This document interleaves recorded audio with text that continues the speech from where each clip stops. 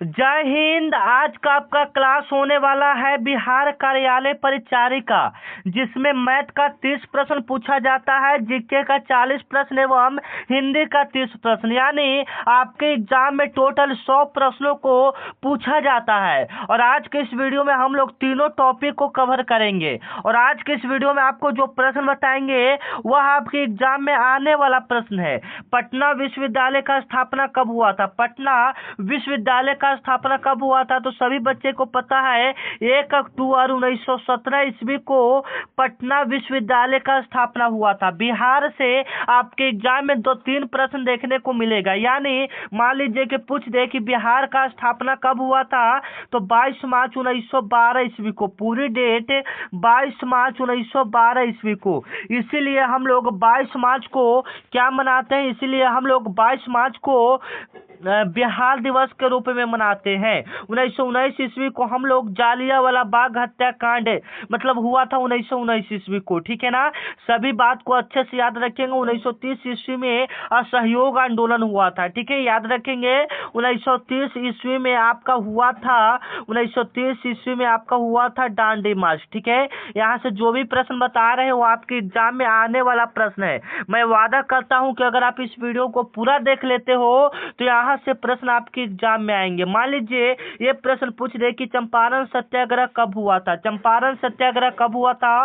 और यह मैं हर एक सेट में आपको यह प्रश्न बताता हूँ, मतलब यह काफी इंपोर्टेंट प्रश्न है, तो आप इसको अच्छे से याद रखिएगा। तो चंपारण सत्याग्रह जो हुआ था वह हुआ था आपका 1917 ईस्वी में। 1917 ईस्वी में किसने किया था? तो महात्मा गांधी जी ने चंपारण सत्याग्रह को किया था। ठीक है ना, 1917 ईस्वी में चंपारण सत्याग्रह को महात्मा गांधी जी ने किया था। यह इंपॉर्टेंट प्रश्न आपके एग्जाम में आ सकता है, तो आप इसको अच्छे से देख लीजिएगा।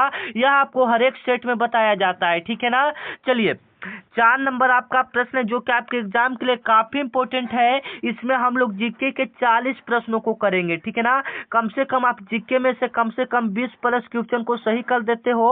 उसके बाद हम लोग हिंदी को देखेंगे, लेकिन जीके में अगर आप 40 में से 20 प्रश्नों को सही कर देते हो तो आपका इसमें सिलेक्शन पक्का है। तो कोशिश करो कि आपका जिसमें 20 प्लस क्वेश्चन सही हो जाए। ठीक है ना, मान लीजिए कि आपका प्रश्न है कि बिहार आंदोलन का नेतृत्व किसने किया था? जो बिहार आंदोलन हुआ था उसका नेतृत्व किसने किया था? तो सभी बच्चे को पता है जयप्रकाश नारायण ने किया था। और कब किया था आप ये याद रखिएगा, 1974 ईस्वी में किया गया था। गांधी मतलब जयप्रकाश जो नारायण थे उन्होंने छात्र आंदोलन को भी किया था। छात्र आंदोलन को भी किया था, उसी को हम लोग बिहार आंदोलन भी एक तरफ से हम लोग बोलते हैं। तो का नेतृत्व किसने किया था? जयप्रकाश नारायण ने किया था। आपको ऑप्शन देखकर ही पता चल जाएगा। लालू प्रसाद यादव तो कभी कर नहीं सकते हैं, सभी को पता है। नीतीश कुमार तो कभी नहीं कर नहीं सकते हैं।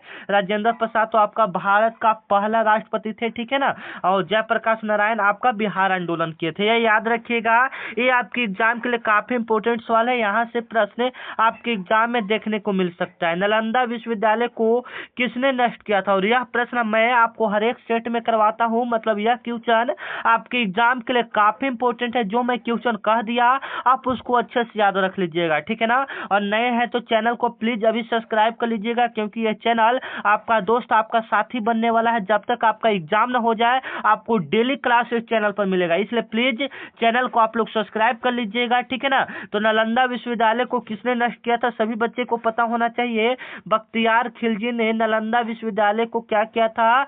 नष्ट किया था। ये आपका यहाँ पर बिल्कुल क्लियर हो गया, आप इसको याद रखेंगे। बी ऑप्शन इसका क्या हो जाएगा? बिल्कुल करेक्ट हो जाएगा। चलिए 6 नंबर आपका प्रश्न कि बिहार की कौन सी नदी को नेपाल से निकलती है? मतलब बिहार का कौन सा नदी है जो आपका नेपाल से निकलता है? तो नेपाल से आप लोग याद रखिएगा एक आपका कोसी नदी निकलता है। कौन सा नदी निकलता है? एक आपका कोसी नदी निकलता है बिहार से, एक आपका गंडक हो गया और एक आपका घाघरा हो गया। ठीक है ना, कोसी, गंडक और घाघरा महत्वपूर्ण नदी है जो आपका नेपाल से निकलता है। तो ऑप्शन में आपका कौन सा हो जाएगा? तो गंडक नदी दिया हुआ है, तो ये ऑप्शन यहाँ पर हम लोग क्या करेंगे? बिल्कुल करेक्ट करेंगे। ठीक है ना, मतलब यह जो वीडियो है आपका काफी इंपोर्टेंट वीडियो होने वाला है। यहाँ से सारे प्रश्न आपके एग्जाम में देखने को मिलेगा। ठीक है ना, चलिए 7 नंबर आपका सवाल है कि भारत का सबसे प्राचीनतम विद्यालय कौन सा?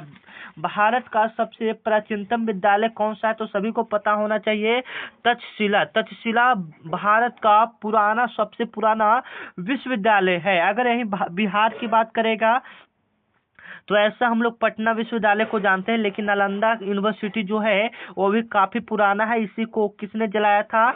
तो इसी को आपका बख्तियार खिलजी ने जलाया था। इसको बनाया किसने था?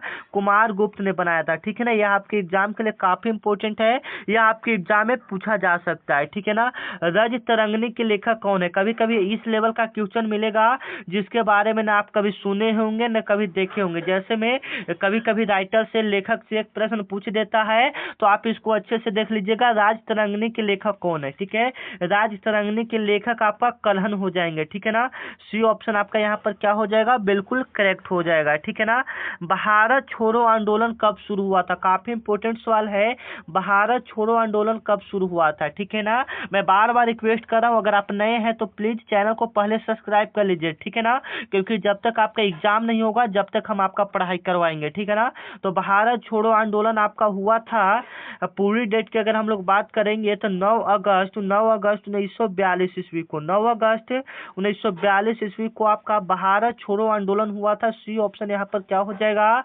बिल्कुल करेक्ट हो जाएगा। अगर आप अभी तक मेरे व्हाट्सएप ग्रुप में नहीं जुड़े हैं तो आप इस नंबर का स्क्रीनशॉट ले लीजिए, और जब क्लास समाप्त हो जाए तो आप इस नंबर पर मैसेज कर सकते हैं। ठीक है ना, 93 है। ठीक है ना, 9334517119। आप को इस पर हाई लिखकर मैसेज करना है। इधर से ग्रुप का लिंक जाएगा, लिंक पर क्लिक कीजिएगा, आप ग्रुप में ऐड हो जाएंगे। बाकी आप इसका स्क्रीनशॉट लेकर रख लीजिए, क्योंकि पहले आपको क्लास देखना बहुत इंपॉर्टेंट है। ठीक है ना, चलिए, बिहार में लोहिया स्वच्छ बिहार अभियान कब शुरू हुआ था? काफी इंपॉर्टेंट सवाल है कि बिहार में लोहिया स्वच्छ बिहार अभियान कब शुरू हुआ था? तो सभी को याद रखेंगे 2016 ईस्वी में। 2016 ईस्वी में। यह आपके एग्जाम के लिए काफी इंपॉर्टेंट है, यह आपके एग्जाम में आ सकता है कि बिहार में लोहिया स्वच्छ बिहार अभियान कब शुरू हुआ था? तो 2016 ईस्वी में। ठीक है ना, चलिए, 11 नंबर आपका सवाल है कि जंतर मंतर कहाँ स्थित है? काफी इंपॉर्टेंट सवाल है कि जंतर मंतर आपका कहाँ स्थित है? तो जयपुर में स्थित है। ए ऑप्शन आपका क्या हो जाएगा? बिल्कुल करेक्ट हो जाएगा। जंतर मंतर कहाँ स्थित है सभी बच्चे को पता है। जो प्रश्न आपको पता है आप उसका जवाब कमेंट में देते जाएंगे। ठीक है ना, तो जंतर मंतर आपका जयपुर में हो जाएगा। ठीक है ना, चलिए, इसका जवाब आप लोग दे पाएंगे। देखिए, तो भारतीय संविधान सभा का गठन किस वर्ष हुआ था? भारतीय संविधान सभा का गठन जो हुआ था आपका 1946 ईस्वी में हुआ था। 1946 ईस्वी में हुआ था। बी ऑप्शन इसका क्या हो जाएगा? बिल्कुल करेक्ट हो जाएगा। 1946 ईस्वी में संविधान सभा का क्या हुआ था? गठन हुआ था। ठीक है, आप याद रखिएगा।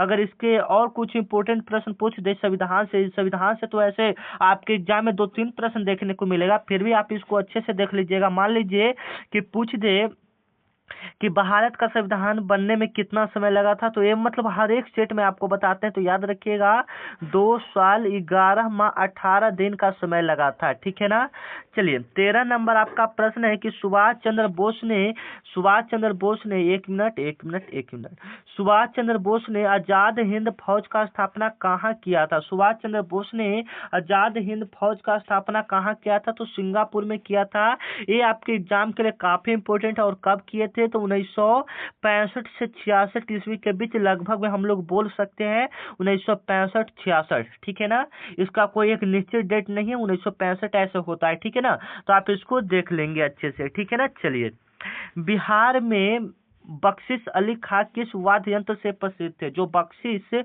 अली खां थे वो बिहार में किस वाद्य यंत्र से प्रसिद्ध थे? तो याद रखिएगा शहनाई से प्रसिद्ध थे। ठीक है ना, डी ऑप्शन आपका क्या हो जाएगा? बिल्कुल करेक्ट हो जाएगा। ठीक है ना, चलिए, 15 नंबर आपका सवाल है कि क्वांटम भौतिकी का जनक किन्हें कहा जाता है? क्वांटम भौतिकी का जनक किन्हें कहा जाता है? काफी इंपॉर्टेंट सवाल है। तो मैक्स प्लांक को कहा जाता है। क्वांटम भौतिकी का जनक मैक्स प्लांक को कहा जाता है। यह आपके एग्जाम के लिए काफी इंपॉर्टेंट है, यहाँ से आपके एग्जाम में प्रश्न देखने को मिलेगा। ठीक है ना, 16 नंबर आपका सवाल है कि अमर्त्य सेन को नोबेल पुरस्कार किस क्षेत्र में मिला? अमर्त्य सेन को जो नोबेल पुरस्कार मिला था वह किस क्षेत्र में मिला था? तो अर्थशास्त्र के क्षेत्र में मिला था, यानी इकोनॉमिक्स के क्षेत्र में उनको नोबेल पुरस्कार दिया गया था। ठीक है, याद रखिएगा, इस लेवल का प्रश्न आपके एग्जाम में देखने को मिलेगा। मतलब जो आपके एग्जाम में आता है उसी लेवल का प्रश्न हम इस वीडियो में करेंगे। ठीक है ना। चलिए, आपका 17 नंबर आपका प्रश्न है जो कि काफी इंपोर्टेंट है, और यह इससे आपके एग्जाम में प्रश्न बनता है कि ग्रीन हाउस गैस प्रभाव किस गैस से होता है। जो ग्रीन हाउस गैस प्रभाव है यह किस गैस से होता है, तो सभी बच्चे को पता होना चाहिए। सबसे पहले हम लोग इसके सारे सूत्र को बात करते हैं। नाइट्रोजन का सूत्र क्या होता है? N2 होता है, जो कि वायुमंडल में कितना परसेंट? 78% पाया जाता है। अगर इसके बाद हम लोग ऑक्सीजन की बात करें तो ऑक्सीजन का सूत्र होता है O2, जो कि वायुमंडल में 21% पाया जाता है। आपका ये हो जाएगा। अगर इससे रिलेटेड हम लोग अगर ऑक्सीजन की बात करें, ऑक्सीजन का तो आपका हो गया। इससे रिलेटेड हम लोग कार्बन डाइऑक्साइड के बारे में बात करें तो कार्बन डाइऑक्साइड का सूत्र CO2, जो कि वायुमंडल में 0.003% आपका है। ठीक है ना, याद रखिएगा। और ग्रीन हाउस गैस जो होता है यह आपका कार्बन डाइऑक्साइड के कारण ही होता है। ठीक है ना, कार्बन डाइऑक्साइड के कारण ही यह आपका होता है। ठीक है ना। चलिए, 18 नंबर आपका सवाल है जो कि आपके एग्जाम के लिए काफी इंपोर्टेंट है कि न्यायपालिका का अर्थ क्या है। न्यायपालिका का अर्थ आपका क्या हो जाएगा? काफी इंपोर्टेंट सवाल है। ठीक है ना। तो न्यायपालिका का अर्थ होता है कानून का व्याख्या करना। न्यायपालिका का जो मेन अर्थ आपका होता है वो होता है कि इसमें कानून का व्याख्या करना, कानून के बारे में बताना कि अगर आप मर्डर करते हैं तो आप पर ये चार्ज लगेगा, आप चोरी करते हैं तो आपको ये सजा मिलेगा। ठीक है ना। तो वही कानून का व्याख्या करना, ये सी वाला ऑप्शन हम लोग क्या करेंगे? बिल्कुल करेक्ट करेंगे। ठीक है ना। चलिए, अगर क्लास आपको अच्छा लग रहा है तो एक बार कमेंट में जरूर लिखिएगा कि हाँ सर आपका क्लास अच्छा लग रहा है, खराब लग रहा है खराब लिखिए। ठीक है ना, क्योंकि आपका ये कमेंट बहुत ही मोटिवेट करता है। ठीक है ना। चलिए, खादी आंदोलन का शुरुआत किस वर्ष हुआ था? खादी आंदोलन का शुरुआत किस वर्ष हुआ था? 1920 ईस्वी में आपका, एक मिनट, खादी आंदोलन का शुरुआत हुआ था 1920 ईस्वी में आपका खादी आंदोलन का क्या हुआ था? शुरुआत हुआ था, जो कि आपके एग्जाम में पूछा जा सकता है। इस लेवल का प्रश्न कभी कभी आपके एग्जाम में आता है। मान लीजिए कि पिछले साल वाला अगर हम पेपर की बात करें तो देखिए, जो 20 नंबर सवाल है यह पिछले साल में के प्रश्न है। ठीक है ना। इंडिया गेट का निर्माण किसके स्मृति में हुआ? ठीक है, जो इंडिया गेट का निर्माण है वह किसकी स्मृति में हुआ? ठीक है, काफी इंपोर्टेंट सवाल है कि जो इंडिया गेट का है निर्माण है यह किसकी स्मृति में हुआ? तो सभी बच्चे को पता है, प्रथम विश्व युद्ध के सैनिकों की स्मृति में हुआ था। ठीक है ना। मतलब ए ऑप्शन आपका यहाँ पर क्या हो जाएगा? बिल्कुल करेक्ट हो जाएगा। इससे रिलेटेड कुछ और प्रश्न बनाए, जैसे मान ले कि पूछ दे कि प्रथम विश्व युद्ध कब हुआ था, तो याद रखिएगा 1914 ईस्वी से 1918 ईस्वी तक चला था। ठीक है ना। 1914 में स्टार्ट हुआ था, जो कि 4 सालों तक चला था। अगर दूसरी डेट की हम लोग बात करें तो 1939 से 1945 ईस्वी तक द्वितीय विश्व युद्ध हुआ था, जो कि 6 साल तक चला था। ठीक है ना।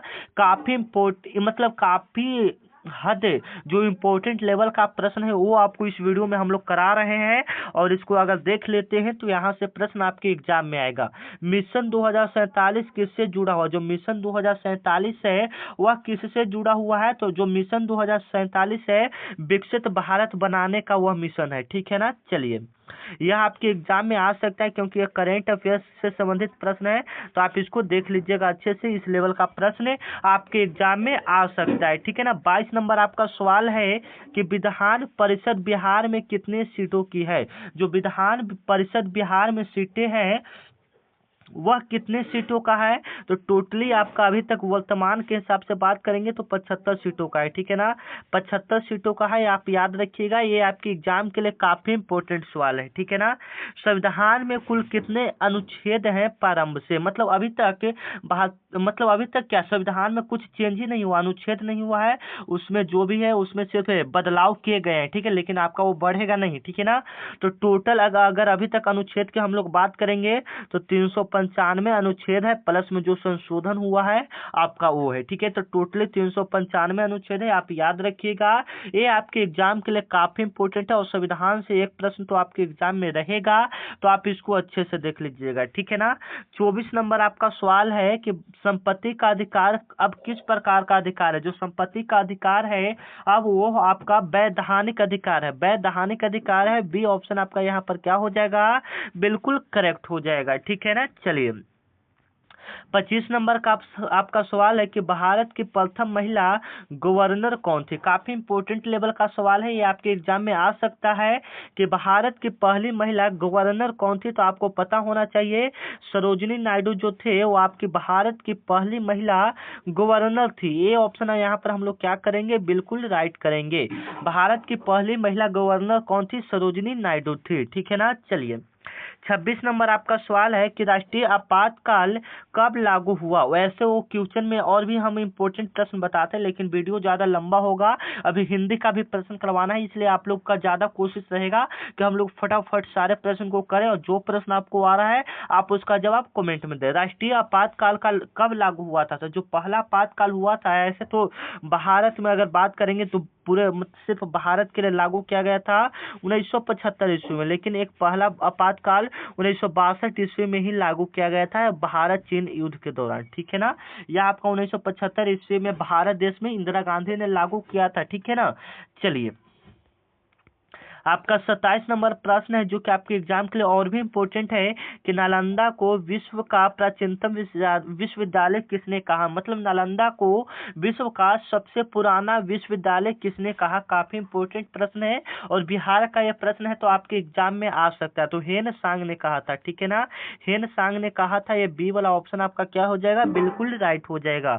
28 नंबर आपका सवाल है कि पंचशील समझौता भारत ने किस देश से किया। पंचशील समझौता भारत ने किस देश से किया, काफी इंपॉर्टेंट सवाल है। तो याद रखिएगा पंचशील समझौता भारत और चीन के बीच हुआ था। किसके बीच हुआ था, भारत प्लस चीन के बीच आपका पंचशील समझौता हुआ था, ठीक है ना।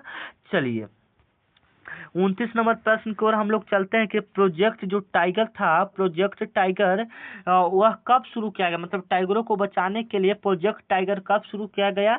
तो सभी बच्चे याद रखेंगे 1973 ईस्वी में यह कार्यक्रम शुरू किया गया था। यह काफी इंपॉर्टेंट प्रश्न है, यह आपके एग्जाम में आने वाला प्रश्न है, ठीक है ना। चलिए 30 नंबर आपका प्रश्न है कि जय जवान जय किसान का नारा किसने दिया। जय जवान जय किसान का नारा किसने दिया था, तो लाल बहादुर शास्त्री ने दिया था, ठीक है ना, लाल बहादुर शास्त्री ने दिया था। सी ऑप्शन आपका क्या हो जाएगा, बिल्कुल करेक्ट हो जाएगा। लाल बहादुर शास्त्री ने आपका जय जवान जय किसान का नारा दिया था, ठीक है ना। ये आपका इंपॉर्टेंट सवाल है, आप इसको देख लीजिएगा, ये आपके एग्जाम में आ सकता है, ठीक है ना। चलिए सामाजिक न्याय शब्द संविधान के प्रस्तावना में जोड़ा गया है या नहीं। मतलब ये सवाल कर रहा है, मतलब इस लेवल का प्रश्न आएगा, ठीक है ना। तो अगर आ जाता है कभी कभी ऐसा प्रश्न, ठीक है, तो आप इसको देख लीजिएगा कि सामाजिक न्याय जो है वह संविधान में जोड़ा गया है कि नहीं। तो हाँ या ना में सिर्फ सवाल पूछा है, तो हाँ सामाजिक न्याय जो आपका है यह संविधान के प्रस्तावना में जोड़ा गया है, ठीक है ना। चलिए 32 नंबर आपका सवाल है कि बिहार का सबसे बड़ा बांध कौन सा है, ठीक है। बिहार का सबसे बड़ा बांध आपका कौन सा हो जाएगा, तो गंडक नदी हो जाएगा। सी ऑप्शन आपका क्या हो जाएगा, बिल्कुल करेक्ट हो जाएगा, ठीक है ना। चलिए 33 नंबर आपका सवाल है कि विश्व विरासत सूची में बिहार के कौन से स्थल शामिल है, ठीक है ना। विश्व विरासत सूची में बिहार के कौन से स्थल शामिल है, ठीक है, काफी इंपॉर्टेंट सवाल है। तो याद रखिएगा आपके एग्जाम के लिए काफी इम्पोर्टेंट है, ठीक है। तो नालंदा और महाबोधि मंदिर, मतलब ए और बी दोनों आपका बिहार का महत्वपूर्ण है, ठीक है। ऐसे विक्रमशिला है तो लेकिन ये नहीं है, लेकिन नालंदा और महाबोधि काफी इंपॉर्टेंट है, ठीक है ना। चलिए वंदे मातरम किसने लिखा था। वंदे मातरम गीत किसने लिखा था, तो सभी को पता है बंकिम चंद्र चट्टोपाध्याय ने वंदे मातरम को लिखा था। अगर जनगण मन की बात करेंगे तो जनगण मन आपका रविन्द्रनाथ टैगोर ने लिखा था, ठीक है ना। चलिए 35 नंबर आपका सवाल है कि मैग्ना कार्टा, मैग्ना कार्टा क्या है, ठीक है, काफी इंपॉर्टेंट ये भी सवाल है। तो आपको ऑप्शन देखकर पता चलेगा, तो यह ब्रिटिश संविधान का आधार था, ठीक है ना, ब्रिटिश संविधान का आधार था मैग्ना कार्टा, ठीक है ना। याद रखिएगा ए ऑप्शन आपका क्या हो जाएगा, बिल्कुल करेक्ट हो जाएगा। चलिए 36 नंबर आपका सवाल है कि राष्ट्रीय मानव अधिकार आयोग का स्थापना कब हुआ था। राष्ट्रीय मानव अधिकार आयोग का स्थापना कब हुआ था, तो आप याद रखिएगा 1993 ईस्वी में, ठीक है ना। 1993 ईस्वी में राष्ट्रीय मानव अधिकार आयोग का स्थापना हुआ था। यह काफी इम्पोर्टेंट है, तो आप इसको देख लीजिएगा, ठीक है ना। 36 नंबर आपका सवाल है कि इंटरनेट ऑफ थिंग्स किससे संबंधित है। इंटरनेट ऑफ थिंग्स किससे संबंधित है, तो वस्तुओं के डिजिटल कनेक्शन से संबंधित है, ठीक है। वस्तुओं के डिजिटल कनेक्शन से संबंधित है। बी ऑप्शन इसका क्या हो जाएगा, बिल्कुल राइट हो जाएगा, ठीक है ना। चलिए 38 नंबर आपका सवाल है कि ब्लूटूथ तकनीकी की रेंज लगभग कितनी होती है, ठीक है ना। ब्लूटूथ तकनीकी की रेंज लगभग कितना होता है, काफी इंपोर्टेंट सवाल है। तो जो ब्लूटूथ तकनीकी का जो रेंज होता है वह 10 मीटर होता है, ठीक है ना। अब तो नया नया टेक्निक की मदद से बहुत ज्यादा रेंज बढ़ा दिया गया है, ठीक है ना। चलिए 39 आपका प्रश्न है कि न्यायपालिका का प्रमुख कौन होता है। न्यायपालिका जो होता है उसका प्रमुख कौन होता है, तो मुख्य न्यायाधीश होता है। सी ऑप्शन आपका यहाँ पर क्या हो जाएगा, बिल्कुल करेक्ट हो जाएगा। चलिए 40 नंबर आपका सवाल है कि भारत का संविधान कब लागू हुआ था। भारत का जो संविधान है उसको कब लागू किया गया, तो याद रखिएगा 26 जनवरी 1950 ईस्वी को भारत के संविधान को लागू किया गया था। यह इंपॉर्टेंट सवाल है, यह आपके एग्जाम में आ सकता है, तो आप इसको अच्छे से देख लीजिएगा, ठीक है ना। चलिए अब इसके बाद हम लोग हिंदी के प्रश्न को देखते हैं। उससे पहले आप जीके में कितना प्रश्न सही किए हो, 20 प्लस प्रश्न सही किए हो तो कमेंट में ईमानदारी पूर्वक जरूर बताना। अब इसके बाद हम लोग कौन सा प्रश्न देखते हैं, अब इसके बाद हम लोग हिंदी के 30 प्रश्न को देखते हैं, उसके बाद मैथ के कुछ प्रश्न को देखेंगे, ठीक है ना। तो हिंदी के 30 प्रश्न को देखते हैं और इसमें से आप लोग कम से कम 15 आधा कम से कम सही करके दिखाइए, ठीक है ना। और काफी इजी लेवल का सवाल रहेगा क्योंकि यह 10th लेवल का है, तो आपका कोई ज्यादा दिक्कत नहीं रहेगा, ठीक है ना। तो चलिए नरम का विलोम क्या होगा, तो नरम का विलोम आपके हिसाब से क्या होना चाहिए बताइए, तो गर्वती होना चाहिए या अभिमानी होना चाहिए या अहंकारी होना चाहिए, ठीक है ना। तो देखिए नरम का मतलब शांत स्वभाव था, उसका उल्टा अभिमानी अहंकारी भी बोल सकते हैं, ठीक है ना। तो जब बोल सकते हैं तो गर्वित भी उसको, यानी उपयुक्त तो सभी आपका, तो डी ऑप्शन यहाँ पर हम लोग क्या करेंगे, बिल्कुल करेक्ट करेंगे, ठीक है ना। चलिए 2 नंबर आपका प्रश्न है, रात दिन मेहनत करना कौन सा मुहावरा दर्शाता है, ठीक है ना। रात दिन मेहनत करना कौन सा मुहावरा दर्शाता है, मतलब इसका कौन सा अर्थ होगा, ठीक है ना। तो आपको ऑप्शन देखकर ही पता चल जाएगा। जो सवाल पता चल रहा है आप उसका जवाब कमेंट में दीजिएगा, फिर तो हम ये हैं, ठीक है ना, फिर तो हम आपको बताएंगे ही अगर, लेकिन जो प्रश्न पहले आपको आ रहा है आप उसका जवाब दे दीजिएगा, ठीक है ना। तो रात दिन मेहनत करने का मतलब क्या हो जाएगा, परिश्रम करना। रात दिन मेहनत कीजिए, ठीक है ना, आप लोग भी रात दिन मेहनत कीजिए और एग्जाम को अच्छा कीजिए, ठीक है ना। 3 नंबर आपका सवाल है कि गागर में सागर भरना का अर्थ क्या है। गागर में सागर भरना का अर्थ क्या है, काफी इंपोर्टेंट सवाल है। तो बहुत बड़ी बात को संक्षेप में कहना, बहुत बड़ी बात को संक्षेप में कहना। बी ऑप्शन आपका क्या हो जाएगा, बिल्कुल इंपोर्टेंट हो जाएगा, ठीक है ना। बहुत बड़ी बात को संक्षेप में कहना मतलब छोटा में कहना, ठीक है ना।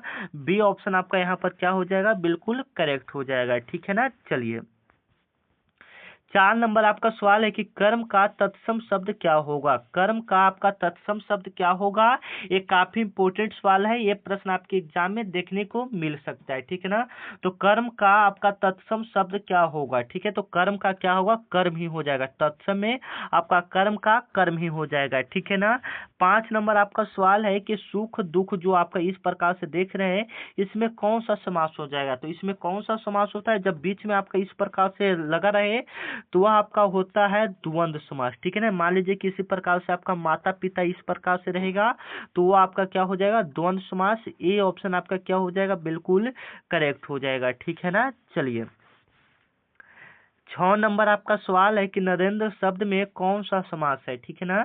नरेंद्र शब्द में कौन सा आपका समास है, काफी इंपोर्टेंट है, तो याद रखिएगा तत्पुरुष समास है। नरेंद्र शब्द में कौन सा समास है, तत्पुरुष समास है। बी ऑप्शन आपका क्या हो जाएगा, बिल्कुल करेक्ट हो जाएगा, ठीक है ना। नरेंद्र शब्द में कौन सा समास है, तो तत्पुरुष समास है, ठीक है। आप इसको देख लीजिएगा और इस लेवल से मतलब संधि हो गया, संधि समास, ये सबसे प्रश्न आपके एग्जाम में देखने को मिलता है, तो आप इसको अच्छे से देख लीजिएगा, ठीक है ना। चलिए खूब पढ़ो वाक्य में क्रिया का कौन सा प्रकार है? खूब पढ़ो। आर्थक होगा कि वृद्धि लिंग होगा कि संभाव होगा या निषेधार्थ होगा? क्या होगा? ये आपके एग्जाम के लिए ऐसे तो इम्पोर्टेंट नहीं है, फिर भी खूब पढ़ो। मतलब आज्ञार्थ है, मतलब आज्ञा दे रहा है, खूब पढ़ो तो आज्ञार्थ हो जाएगा। ठीक है ना। चलिए 8 नंबर आपका सवाल है कि विद्या का समानार्थी शब्द कौन सा हो जाएगा? ये चारों ऑप्शन को आपको देखकर बताना है कि विद्या से रिलेटेड इसमें कौन सा शब्द होगा।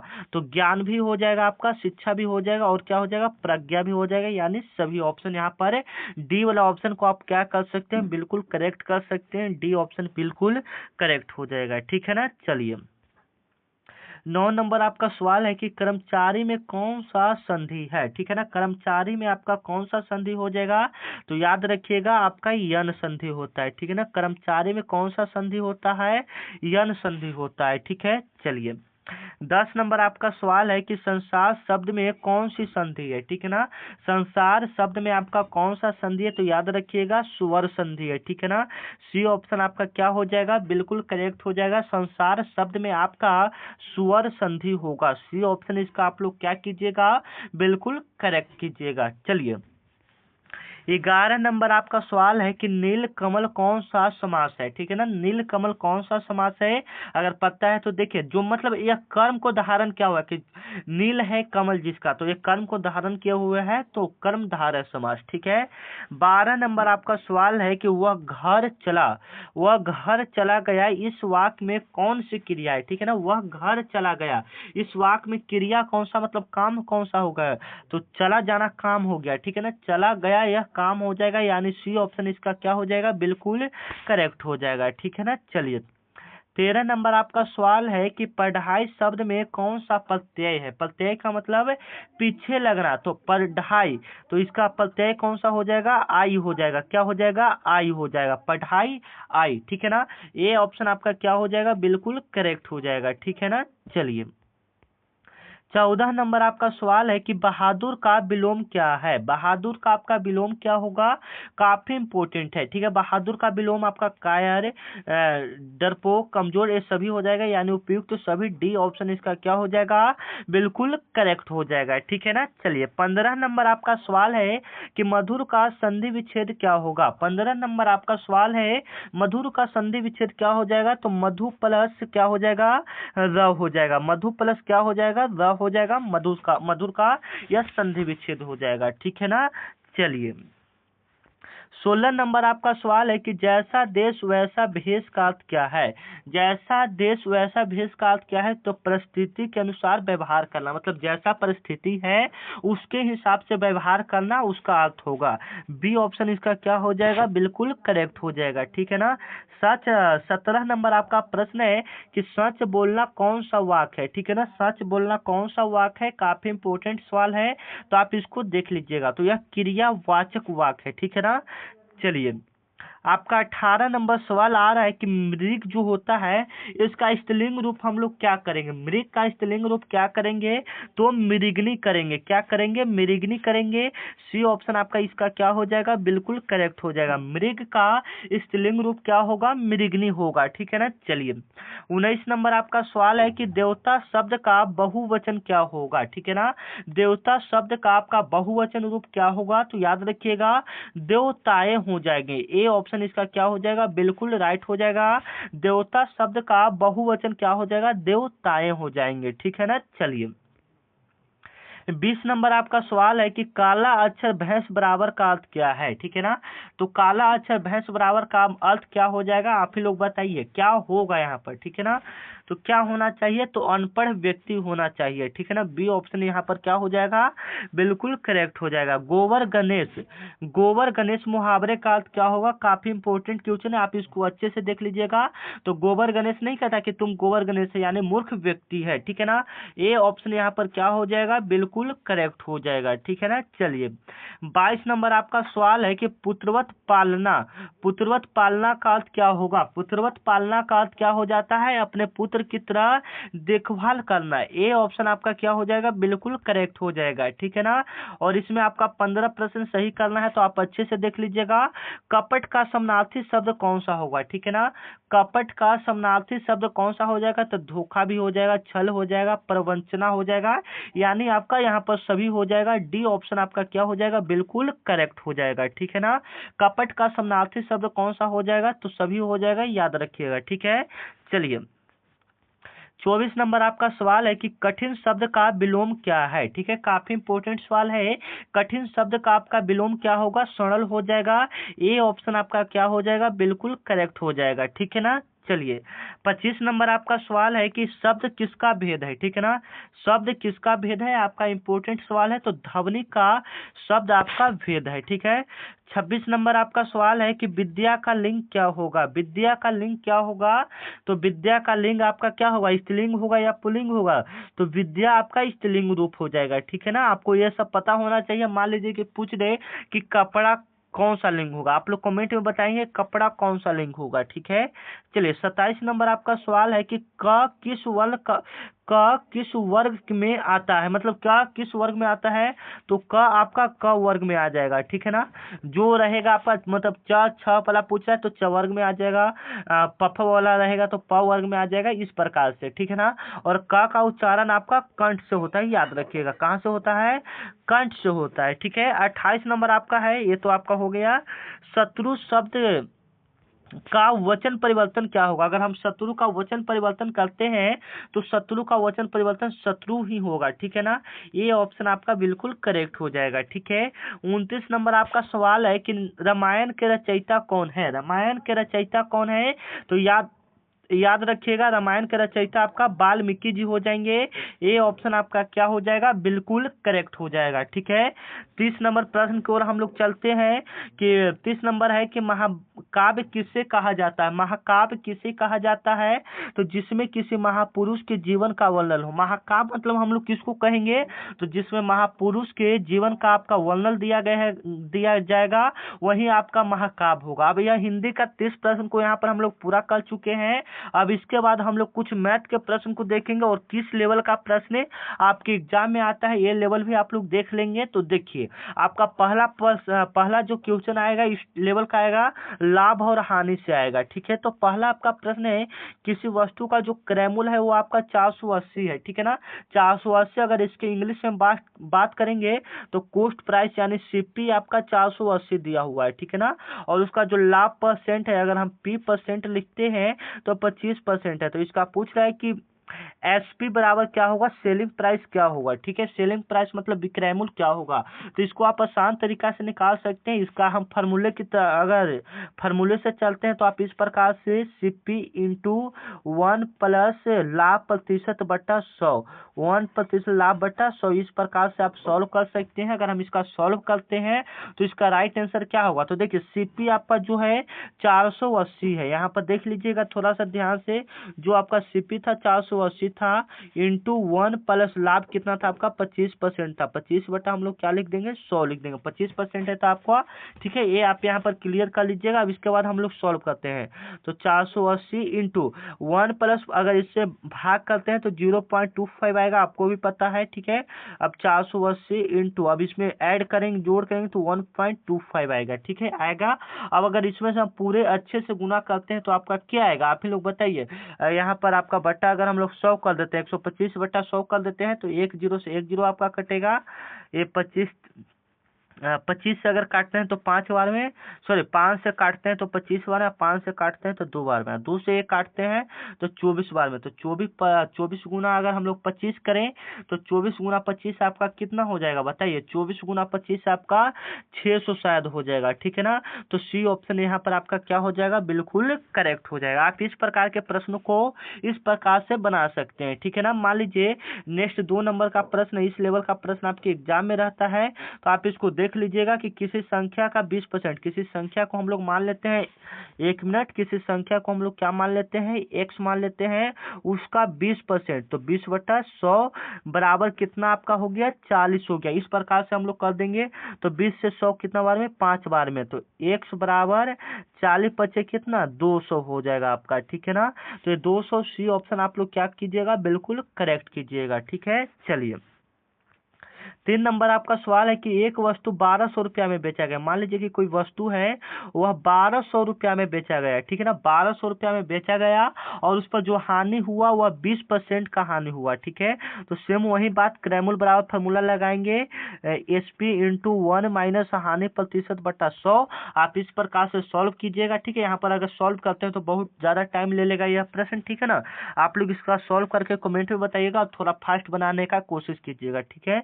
किसी वस्तु का कीमत 500 रुपया, उसको बढ़ाकर 600 रुपया कर दिया गया, तो वृद्धि कितना प्रतिशत होगा, कितना परसेंट वृद्धि होगा, आप ही लोग बताइए, ठीक है ना।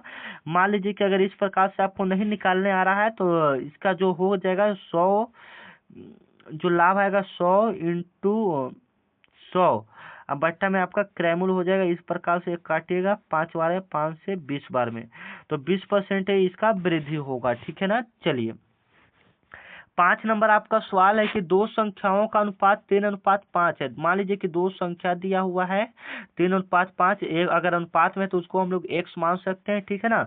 और उनका योग आपका कितना है, 64 है, तो योग हम लोग 64 कर दें तो 8x बराबर 64, तो x बराबर आपका कितना आ जाएगा, 8 आ जाएगा। अब बड़ी संख्या पूछा है तो बड़ी संख्या आपका 5 है, तो 5 × 8 करते हैं तो 8 बचे 40, सी ऑप्शन आपका यहाँ पर क्या हो जाएगा, बिल्कुल करेक्ट हो जाएगा, ठीक है ना। 7 नंबर आपका सवाल है कि यदि 12 मजदूर 10 दिन में काज पूरा करता है, ठीक है ना। यदि 12 मजदूर 10 दिन में काज करता है, ठीक है, तो 8 मजदूर वही काम को कितना दिन में करेगा, तो 2 से काटेंगे 6 बार में, 2 से काटेंगे 4 बार में, ठीक है ना, 2 से काटेंगे 3 बार में, 2 से काटेंगे 2 बार में, 2 से 10 काटेंगे 5 बार में, तो 3 × 5 = 15, सी ऑप्शन आपका क्या हो जाएगा, बिल्कुल करेक्ट हो जाएगा। 8 नंबर आपका सवाल है कि एक छात्र ने 400 में से 280 अंक प्राप्त किया, 280 अंक प्राप्त किया गुना 100 और बटा जितना टोटल नंबर है आप उससे लिख दीजिए। 00 से 00 कटेगा, ये 70 बार में कटेगा, यानी 70% वह विद्यार्थी अंक प्राप्त किया। अगर 400 में से 280 अंक प्राप्त किया तो 70% वह अंक प्राप्त किया। आप इस प्रकार से उसको सॉल्व कर सकते हैं, ठीक है। 19 नंबर आपका सवाल, और 9 नंबर है कि यदि किसी वस्तु का विक्रय मूल्य 960 रुपया है, ठीक है, और उस पर 20% का लाभ होता है तो क्रय मूल्य क्या होगा। फिर वही बात, CP बराबर आपको निकालना है, मतलब आपको ऊपर ही बता दिया था कि एक प्रश्न इससे पूछेगा, तो आप इसको अच्छे से देख लीजिएगा, ठीक है। आप इस प्रकार से सॉल्व कीजिए, आपका आंसर जरूर आएगा, ठीक है ना। चलिए 15 का वर्गफल क्या होगा, वर्गफल का मतलब 15 का वर्गमूल क्या होगा, तो याद रखिएगा 225 होगा, ठीक है ना। सी ऑप्शन इसका क्या हो जाएगा, बिल्कुल करेक्ट हो जाएगा, ठीक है। तो मिलते हैं नेक्स्ट वीडियो में, तब तक के लिए जय हिंद। अगले वीडियो में मैथ का धमाकेदार क्लास आएगा, इसके लिए आप लोग चैनल को सब्सक्राइब कर लीजिए। मिलते हैं नेक्स्ट वीडियो में, ठीक है ना। और जाते जाते अगर क्लास अच्छा लगा तो एक बार कमेंट कर दीजिएगा, और क्या बोलते हैं अपने दोस्तों के पास इसको एक बार शेयर कर दीजिएगा, ठीक है। मिलते हैं नेक्स्ट वीडियो में, तब तक के लिए जय हिंद, जय भारत।